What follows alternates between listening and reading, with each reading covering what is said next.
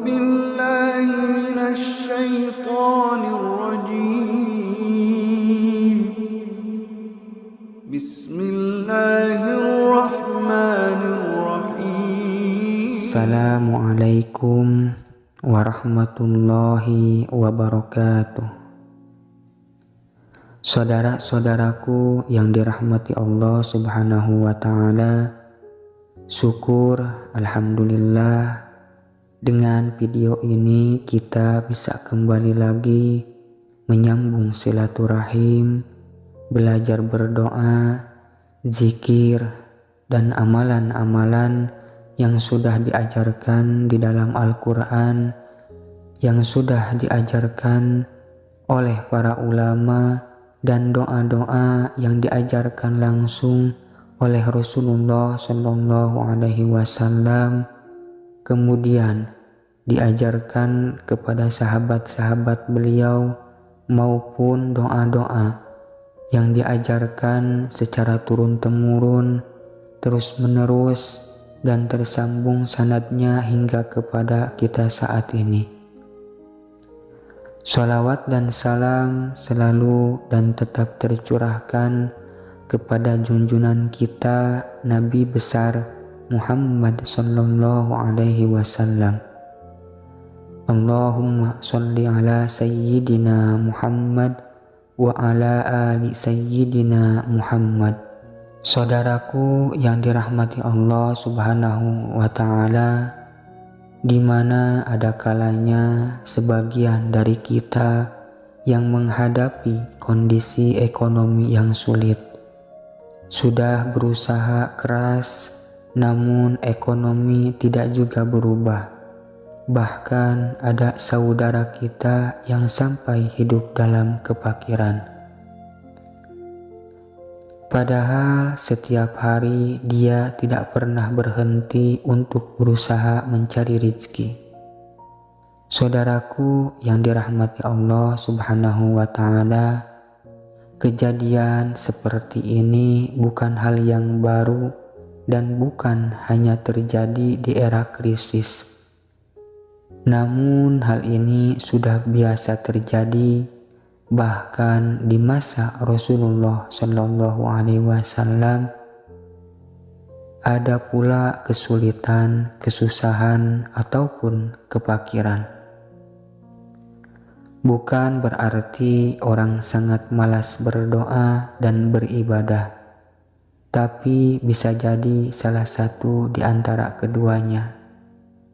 Dan memang bagi seorang muslim merupakan keharusan untuk menyandarkan hidupnya hanya kepada Allah Subhanahu wa ta'ala dan mengikuti ajaran Rasulullah Muhammad Sallallahu Alaihi Wasallam.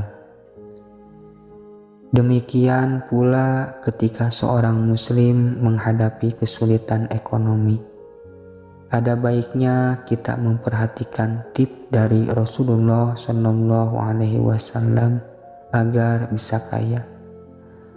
Tip ini tercantum dalam hadis riwayat Muslim seperti dikutip oleh Syekh An-Nawawi Al-Bantani dalam kitab Tafsir Marhlabid atau Tafsir Al-Munir.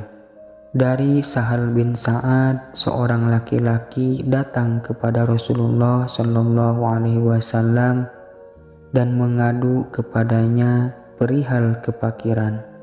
Kemudian Rasulullah bersabda kepadanya, "Bila engkau memasuki rumahmu, maka ucapkanlah salam, walaupun di rumah tidak ada satu orang pun, maka bersalamlah, setidaknya untuk dirimu.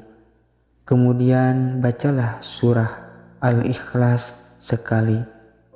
Sesudah mengadu kepada Rasulullah, kemudian lelaki itu pulang dan seketika mengamalkannya apa yang dikatakan oleh Rasulullah.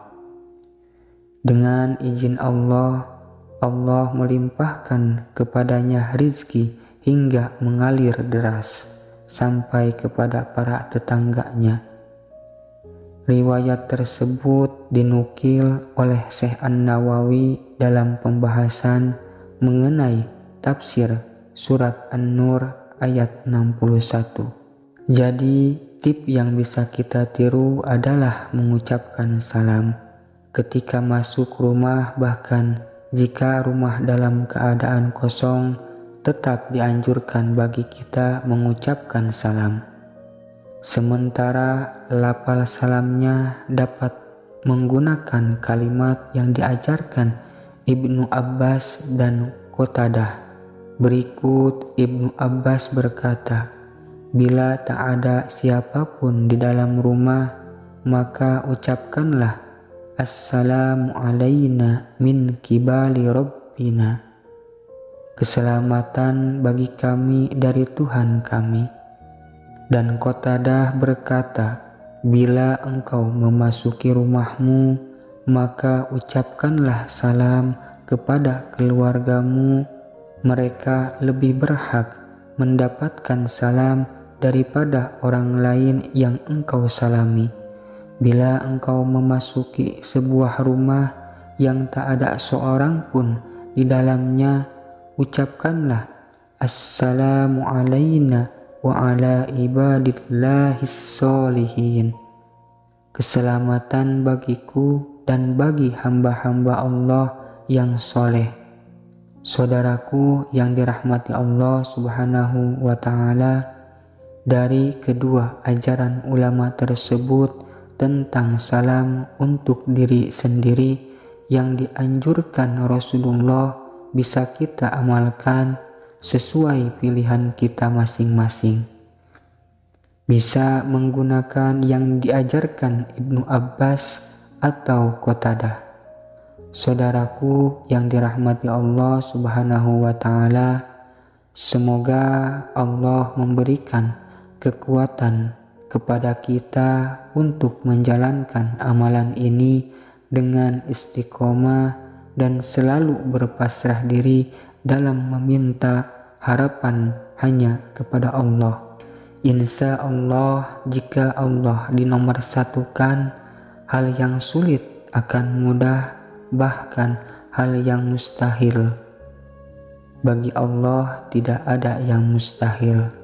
Saudaraku yang dirahmati Allah Subhanahu wa ta'ala, semoga Allah membukakan pintu rahmatnya untuk kita semua dan dikabulkan hajat kita semua. Amin, amin ya rabbal alamin. Sekian dulu yang bisa saya sampaikan, semoga bermanfaat. Akhirul kalam, assalamualaikum warahmatullahi wabarakatuh.